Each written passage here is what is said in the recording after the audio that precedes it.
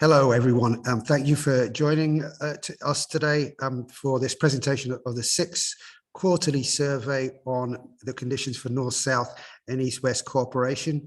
My name is Anthony Soares. I'm the Director of the Centre for Cross-Border Studies. And with me here again today, very grateful to Ben Rosher, who will be discussing the results in more detail. Ben Rosher is a PhD candidate at Queen's University Belfast, and he's also a research associate with us at the Centre for Cross-Border Studies. So what I'll do to begin is just quickly share my screen with you all as we go through these results. So the first thing is to remind us perhaps about why we are doing these quarterly surveys. These really are a vital means of giving us an understanding of how the conditions, the necessary conditions for North-South cooperation are being maintained, and also how relations between civic society organisations and local authorities on the island of Ireland and their counterparts in Great Britain, those cooperative relations, those collaboration relations, how they're being safeguarded with those counterparts in Great Britain, particularly following the end of the Brexit transition period and the beginning of the implementation of the protocol on Ireland, Northern Ireland. So we've been doing these surveys now since the first quarter of 2021. And these have been ongoing since then in order exactly to gain that understanding, that really necessary understanding of how those, the extent to which those conditions for cooperation are being maintained.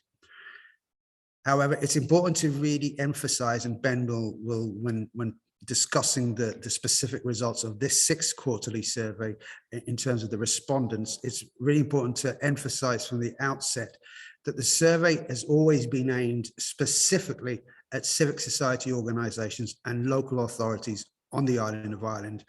And the reason that we've been doing that, why we wanted to focus on those constituencies, is because of the fact that back in 2017, when the UK government and the European Union, the European Commission, undertook a mapping exercise of North-South cooperation during the initial negotiation period before the UK departed, where they were looking at trying to understand what were what types of North-South cooperation were taking place and what were the underpinnings for that cooperation. One of the things that came out following that mapping exercise, which the UK government and the European Commission had noted after the mapping exercise had taken place, was that areas of informal, local and community level cooperation may not have been captured in that exercise. So from our point of view in the Centre for Cross-Border Studies, we thought it was absolutely vital that we capture that type of cooperation, that type of cross-border cooperation, which is an absolutely vital means of cooperation and of of maintaining relations between the two jurisdictions on the island of Ireland. But we are also interested, obviously, on relations between the island of Ireland and Great Britain. So that's why we really focus on those constituencies. This is where I make my regular plea, but also offer our gratitude. So to begin, we really are grateful to all of those who have responded to this particular survey, the sixth quarterly survey, but we're especially grateful to all of those who have responded in previous quarters. We really do need the ongoing help of civic society organisations and local authorities on the island of Ireland in responding to future surveys so that we can identify issues that are important to you in terms of how you go about your collaborative activities between the two jurisdictions on the island of Ireland, but also between the island of Ireland and Great Britain. And finally, it's just to note that this really is a marathon, not a sprint. We realize that people are exhausted, perhaps, in terms of what the Brexit means and what the implementation of the protocol means for cooperation and relations on a North-South and an East-West basis. But we mustn't forget that unless something drastic happens to replace it, the protocol is here for years to come. So we really do have to understand that and really take care in terms of monitoring how the implementation of the protocol in the coming years is affecting cooperation and relations, but also so that we can perhaps address those issues and perhaps find solutions to address any issues that are arising in terms of the ability for organizations and local authorities to cooperate on a north-south and an east-west basis. We also use this information, the information that we garner from these surveys is really important because it doesn't just sit there, it doesn't just sit in research reports, it's actually used. We use it as we work with other organizations to protect north-south and east-west relations and cooperation, principally through the ad hoc group for north-south and east-west cooperation, which the Centre actually convenes. And through this and other means, and we are able to address directly policymakers and decision makers who are responsible for the implementation of the protocol, the operation of the protocol, and raise with them issues that you might have identified in your responses to these quarterly surveys. So we do use this information, and perhaps on a point that we might pick up later on, for example, one of the issues that has been raised now with some frequency is the issue around cross-border insurance, and that is something, for example, that we are working on now, having garnered that information from those quarterly surveys. So this is information that is actually used in a practical way. So I'm now going to hand over to Ben, who's going to take you through the actual results of the survey. So I am going to now just mute myself and also switch off my camera, and I will allow Ben now to take over. So over. Sorry, thanks, Anthony. And hello, everybody. Hello again to everybody who's joined us before, and welcome to everybody joining us for the first time. I'd just like to echo what Anthony said and thank everybody who does take the time to answer this survey. It helps us, and it's very important to make sure that your voices are heard at a policy level to make sure that these conditions for cooperation and collaboration are being maintained in light of Brexit and the new context in which we're working. So today I'm going to give a general overview of the results of the 6th quarterly survey. A fuller analysis is going to be available in the research briefing, which will be launched tomorrow. Today I'm going to give an explanation of the data, how it can be used, and any caveats and limitations we have to bear in mind in this and any subsequent analysis. I'll then give a breakdown of the respondents to this survey before heading into the substantive parts of the analysis, where I'll focus on the experiences and perceptions of cross-border contact, cooperation and collaboration, both in the north-south and east-west dimensions, and attitudes towards the protocol. Now, in this round of the survey, 91% of respondents reported having completed at least one previous round of the survey. And given that we've now been doing this survey, this is the 6th survey, and we've been repeating it every quarter since the beginning of 2021, and that we now have such a high number of repeat respondents, we're in a position to start to infer the shape of some trends regarding views and experiences of the protocol and of conditions around cooperation and collaboration, both north, south and east, west, with a better degree of clarity than we've been able to before, which is really welcome. Each of these insights are further developed through the inclusion of qualitative responses to the central contextual questions, and these allow for more nuanced insights into how respondents are experiencing the changing political, social, regulatory and material conditions for cooperation and collaboration. And this year we've also started asking respondents whether, in their opinion and in their experience, the protocol is a good thing or a bad thing for both north-south and east-west cooperation and collaboration. And this information is proven invaluable in painting a more detailed picture of the current contextual landscape. As always, it needs to be appreciated that the respondents to all rounds of the survey, including this one, each have a wealth of insight and experience and expertise of cross-border cooperation and collaboration. They're all stakeholders with very deep experiences and insights into these things, and so the results need to be taken into account with that in mind. The data for the 6th survey has been collected via a survey of self-selected respondents between the 1st and 30th of June 2022, and it's gathered 46 responses in total, with 91% reporting that they have completed the survey in the last quarter, while 9% are new respondents. Of the 46 respondents, 44 were based in the Republic of Ireland and 50% based in Northern Ireland, with 7% reporting that they have a presence on both sides of the border. So we're quite well represented in this round of the survey from both the north and the south. If we look towards the north-south contact and collaboration, in this quarter, 85% of respondents report having had meetings with organisations in the other jurisdiction on the island of Ireland. And for 52% of respondents, their level of contact this quarter has been at the same level as the last, and has increased for 35% of respondents. Now, 82% of respondents, so a strong majority, report that meetings with organisations in the other jurisdiction have discussed challenges to cross-border cooperation, either on occasion for 62% or to a significant extent for 21% of respondents. And there's always quite a varied nature to these challenges, but specific ones from this quarter included concerns around, as Anthony's already mentioned, insurance issues and challenges, issues around access to funding such as Peace Plus and Horizon, issues around education and regulatory differences, and concerns around citizens' rights, particularly for non-Irish EU nationals. 85% of respondents are currently involved in cross-border collaborations with a partner in the other jurisdiction. So there is still, and this has been consistent across these surveys, the level of collaboration north-south has always been very high. And it's very reassuring to see that this is still going on, particularly when we can see that 76% of respondents are actively considering new collaborative projects. So these relationships are still very robust, and this is something that needs to be welcomed.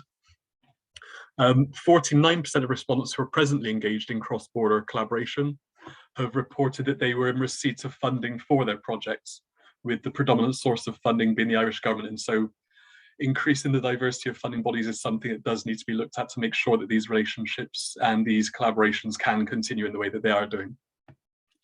If we look now towards the perceptions of the contextual environment, north and south, when we look at the political context, 46% of respondents believe that the political context has stayed more or less the same since the previous quarter, with 48% saying it's deteriorated.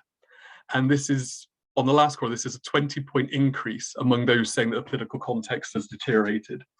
And particularly the Northern Ireland bill has been cited as issues. The general attitude of the UK government towards the protocol have been cited as issues that are undermining the political relationships.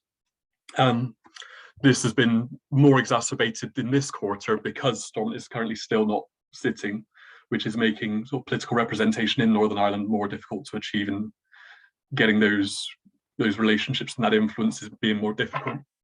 And we can see in the contributions from some of the participants, we've got the government by civil service means that interactions with cross-border partners are almost inevitably more drawn out than they should be.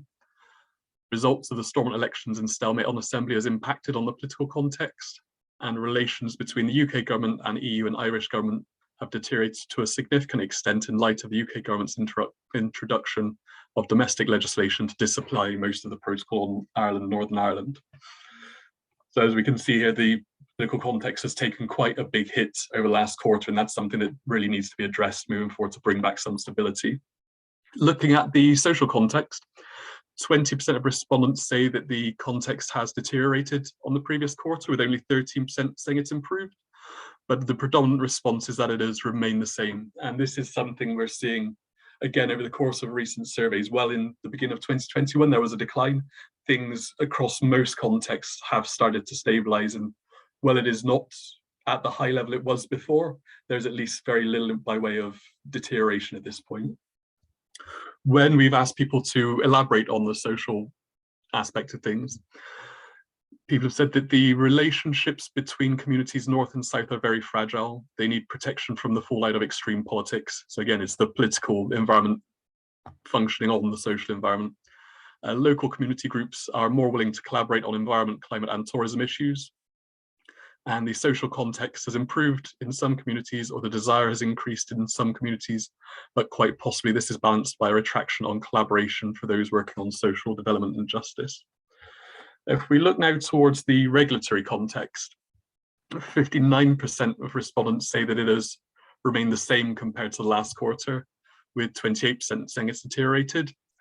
And what's noteworthy here is that no respondent at all has reported an improvement in the North-South regulatory context. And this is the same as the previous quarter. Nobody, again, reports an improvement. So while there's sort of a broad sense of stasis, it's still quite a slow and gradual decline, which is something that needs to be kept in mind moving forward. When we've asked people to expand on this, they've said it is specifically deteriorated in relation to immigration and rights of immigrants due to the new immigration regulations. Some proposed, some already implemented. So these are things such as the electronic travel authorization, which has been proposed, and the frontier worker permit, which has already been implemented. While much heavy weather is being made of goods, people also matter, and the invisible border is very visible to residents in both jurisdictions who are not UK or Republic of Ireland citizens. And this impact has increased significantly over the last 6 months. Somebody else said there remain major uncertainties around the regulatory framework governing cross-border trade, access to services, continued supply of medicine, environmental standards and governance, conflicts between UK internal market legislation and the Northern Ireland Protocol, as well as UK devolution more widely, exacerbated by the threat of trade sanctions due to unilateral and illegal actions. So moving finally towards the material context, 65% of respondents believe it is the same as the previous quarter, with 11% reporting that it has deteriorated on the last quarter and 13% even more saying that they simply don't know. And when we've asked people to elaborate on this, some responses are pointing toward the all-Ireland opportunities that are rising post-Brexit, though these are being hindered by a lack of transport infrastructure and infrastructure generally between North and South. So you can see here that most people are learning to manage and benefit from increasing all-Ireland opportunities, not without its challenges, but the main challenge being faced by people and organisations we work do not have cross-border work anywhere near the top of their serious challenges list. And there is an emerging undercurrent of organisations circling around whatever Peace Plus might represent to support organisations to deliver services effectively. So there are people trying to make do with the current situation and trying to make positive steps, which again is something that we should find some reassurance through. If we look now towards the East-West dimension, this quarter, 60% of respondents reported having meetings with organisations in Great Britain, with 67% of respondents saying this is the same level of contact as the last quarter, and 15% reported that is increased. And this is generally a little increase on what we've been seeing previously. While it's still not as high as the North-South dimension, it is still quite robust in terms of East-West, and again, this is to be welcomed. 51% of respondents reported that meetings with their partners in Great Britain discussed challenges to cooperation, either on occasion for 36% or to a significant extent for 21%. And these were focused on predominantly challenges around funding schemes such as Horizon and Peace Plus, and the absence of those, and how this impacts on the ability to actually progress with plans and projects. So 70% of respondents say they are currently involved in collaboration with a Great Britain-based organisation, and this is up 11 points on the last quarter. So this is again quite reassuring that we're seeing a resurgence of relationships and collaboration on the East-West dimension. And these were predominantly around equality, education and community development. And 41% of respondents are actively considering initiating new projects with partner organisations in Great Britain. And while this isn't quite as high as the North-South dimension, it is higher than we've seen in previous quarters. And so I think we should take away that there has been a lot of on-the-ground work to develop these relationships recently, and this is something that we'd like to see continue. One of the issues we see is that only 38% of respondents currently engaged in East-West collaborative projects have reported that their organisation is in receipt of funding for those projects. And this has mainly been drawn from charitable foundations or the organisation's own core funding. So the lack of government funding or other funding sources for East-West projects are a concern. And if these relationships are going to continue to develop, that is something that needs to be looked into. If we look now towards perceptions of the contextual environment for cooperation and collaboration on the East-West dimension, in terms of the political context, 48% of respondents believe that it has remained the same since the previous quarter, and the same again, 48% saying it's deteriorated.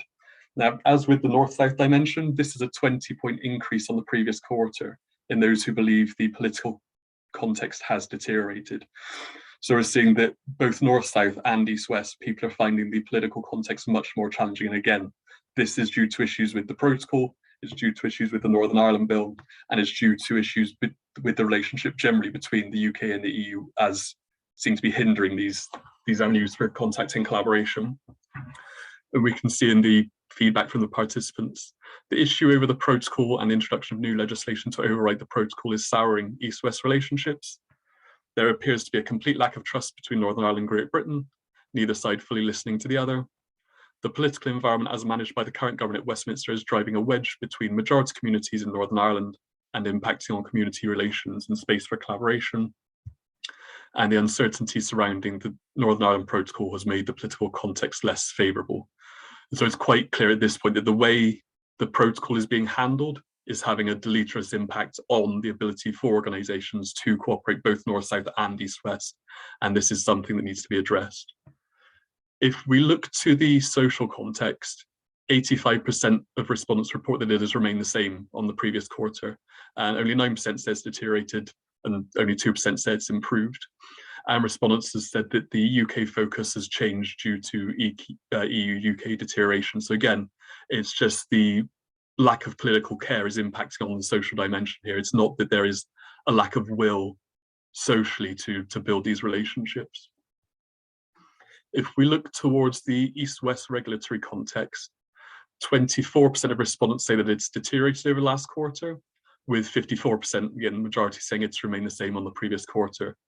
Respondents have pointed to Brexit complications regarding European funding applications as causing some issues, and the rules around Brexit and the impact of freedom of movement are beginning to change daily. Again, this is around things such as frontier worker permit and electronic travel authorization, and concerns around how the common travel area is going to be maintained more broadly as the relationships between the UK and Ireland and between the UK and EU continue to deteriorate, and what the potential knock-on effects of that would be. And the last one is protocol stalemate and again, potential impact on Horizon funding because of the way the protocol is being mismanaged. Finally, when we look toward the material context, 63% of respondents report that the context has remained the same on the previous quarter, while 15% of respondents say that it has deteriorated and 20% say they don't know how or if the situation has changed. And this again suggests there's been greater stability since the last quarter.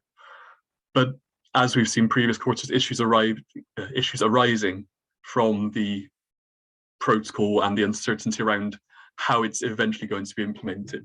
We know that people are able to manage as it's implemented now, but people are aware that this is not a full fat protocol or the protocol as was designed. And so until people are confident in how this will play out long term, they're still dealing with this uncertainty. And this is again what we see in the next question. So the protocol's now been in effect for a year or more, but it's only been in effect to an extent with various grace periods and various unilateral actions. We've not had the protocol as fully designed. And so we've asked respondents whether they believe it is on balance broadly a good thing or bad thing for both North-South and East-West cooperation. But it needs to be understood that this is as it is being experienced. It's not whether they believe that the protocol as written down is a good or bad thing. It's how the protocol is currently impacting on their daily lives and on their ability to work and to engage in collaboration as experienced. And 85% of respondents reported that they believe the protocol is, on balance, a good thing for North-South cooperation, compared to 11% who are unsure and only 4% who believe it's a bad thing. In terms of East-West relations, 59% believe the protocol is, on balance, a good thing for East-West cooperation, with 26% unsure and 15% reporting it's a bad thing. So generally, it suggests that there is a more positive generally there's a positive attitude toward the protocol, and is actually more positive than it was in the previous quarter. Although, as Anthony said, in terms of the respondents to this survey, because you are all stakeholders within the board and you are sort of very vested interest and very knowledgeable interest in this, you are perhaps more aware of what life could be like without the protocol. And so it's not representative of sentiment more broadly across Northern Ireland, but speaks to these constituencies and what they need in order to be able to continue in this engagement. In addition to the open text questions, where we've asked specifically around political, social, regulatory and material conditions, We also ask respondents to provide, in their own words, any additional comments and insights they feel would be beneficial to understanding the impact of Brexit and the protocol on cross-border contact and collaboration, both north-south and east-west. And what we've seen, just a selection here, there will be more in the research briefing tomorrow. But the new forthcoming UK legislation impacting human rights and equality has prompted increased conversations on a north-south and east-west basis about potential implications and responses. So this is about the potential withdrawal from the ECHR and the impact that will have on the Good Friday Agreement. There is an urgent need for engagement between political reps and civic society organisations. This is not for a lack of effort on the part of civil society. Grassroots organisations are best placed to ensure accurate and timely information is being distributed to communities, avoiding misinformation in vacuums. So again, it's this fractured link between politics and the social dimension that is causing issues in being able to link up properly. And probably best exhibited by the last quote. Every quarter I fill this in, it seems the political context has deteriorated and that impacts on all our work and lives. And so the central theme, just to round up, the central theme emerging from this quarter survey are concerns around the protocol and the way the UK government is approaching the Northern Ireland Bill, the Protocol Bill, and the ECHR, and the general diminution of the political context, both north-south and east-west. And this is manifesting into greater uncertainty for cross-border organisations who, while now mostly to grips with the protocol as is implemented, and generally supportive of the protocol as is implemented, are unsure as to what changes the future will bring given the political instability. And this appears to be, despite the intentions of the UK government, to be encouraging an all-Ireland approach to managing issues and mitigating against uncertainty. So the UK's approach, which is designed to shore up the union, seems to be undermining that somewhat. The clear message coming from organisations who operate either north-south and or east-west is that the protocol needs to be resolved and that there needs to be some political stability so that they can begin to engage and plan in their activities and relationships with more certainty than they're currently able to. Now, I am going to wrap up there.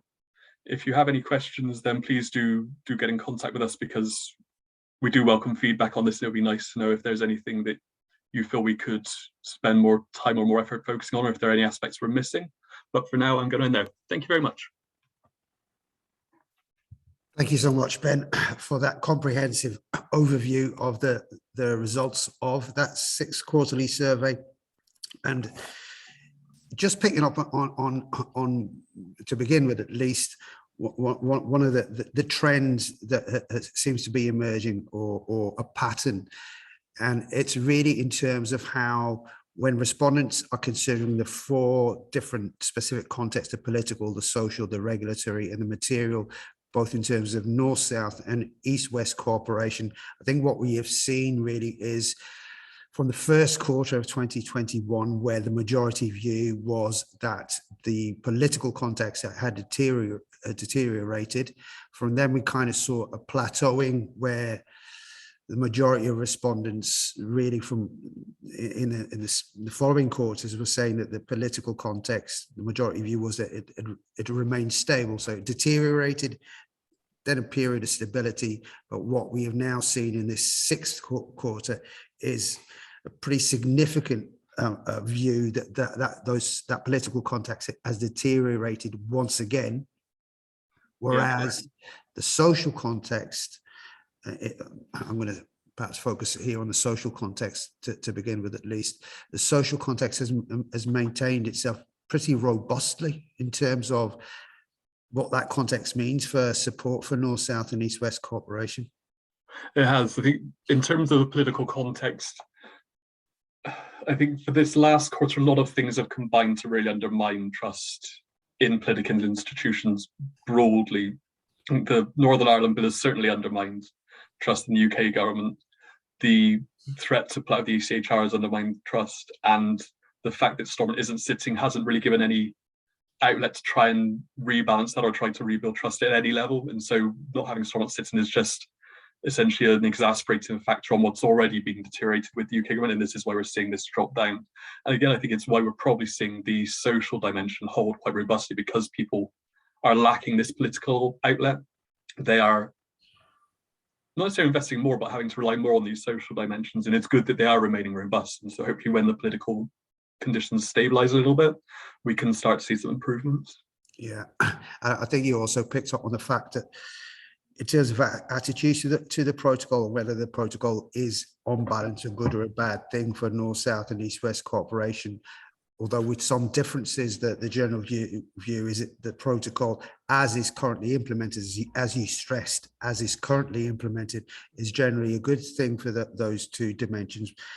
Although, as I said, the East-West dimension is slightly less positive, but still the majority view is that the protocol is on balance a good thing. But it's this, what you pointed out, what you stress, as is currently implemented. And that raises the other question, is the uncertainty bit, because we don't know how it's going to be implemented going forward, given what's the kind of disagreements, let's describe them like that, between the UK and the EU currently around the protocol. Yeah, a lot of it will depend on whoever takes over from Boris Johnson is and what line they decide to take and what approach they're going to take with the EU. And that's not something I would want to get into the realm of predicting, but it's clearly going to have an impact on how these relationships are going to work. I think one of the reasons that, particularly for East-West, is we're seeing strong support for the protocol is because people are aware, given the current state of relationships, that without the protocol things are likely to be worse rather than better. And so right now the protocol is, while not perfect, probably the best that we've got to work with right now, and it is, at least as is implemented now, a known entity, whereas everything else has quite a lot of uncertainty attached. Yeah, and you also very rightly stressed that these views in terms of whether the protocols is on balance a good or a bad thing for cooperation North, South and East, West, people are responding. They are responding from a place where they are involved in cooperation on a North, South and generally on an East, West basis as well. So it's not, this is not indicative of the kind of the wider response or wider views in terms of whether the protocol is a good or a bad thing. This is not people responding in terms of abstractions or some things like, I'm not going to use the term ideological because that's inappropriate, but it's people not working in terms of abstractions, but how it's actually implementing on how they do their business day to day. Yeah, and just I kind of picked up on it, or I mentioned it right at the beginning of this presentation. The issue of cross-border insurance is one that has been now raised with more frequency, I think, as these surveys has progressed, and to me that kind of highlights the fact that in terms of North-South cooperation, if we focus on that, it reminds us, that particular issue reminds us that the protocol does not mean that Northern Ireland has access to the single market in its fullest sense. Northern Ireland has access to the single market in terms of goods. It does not have access to the single market in terms of services. And I think this is what we are now starting to see coming up in terms of how people are raising certain issues that might be making their North-South collaborative activities more difficult. Yep. I think in terms of insurance, in terms of frontier workers, in terms of non-Irish EU nationals who could previously work both North and South and now can't without the frontier worker permit, I think we are starting to see the manifestation of these policies, so particularly now that we're moving out of COVID restrictions and people are moving physically again, that this is probably coming up. Yeah, and as you mentioned COVID, I think this is the first time that we haven't seen, because in previous surveys when people have been responding in terms of the regulatory context for North-South or East-West cooperation, COVID has come up as an issue for them in terms of the regulations around COVID, the public health restrictions. But I don't think this quarter, I don't think it was. No, this is the first quarter has not been mentioned at all. Exactly, yeah. Look, thank you, Ben. But before we finish, I would just like to remind people that there is a research briefing which goes into the results in much more detail, analyzes those responses in much more detail. That research briefing is available, or will be available very shortly, on the Centre for Cross-Border Studies website, www.crossborder.ie. And I would really ask you to look at it, see what it says, see what issues are being raised by people in more detail than what is possible here in this presentation. So thank you, Ben, once again for taking the time to present the results of the 6th quarterly survey. And thank you to people watching. And please, please, please, when the 7th quarterly survey is open, we would really be grateful for people involved in North, South and East West cooperation, so civic society organisations and local authorities on the island of Ireland, to please respond. So thank you very much. Have a nice day.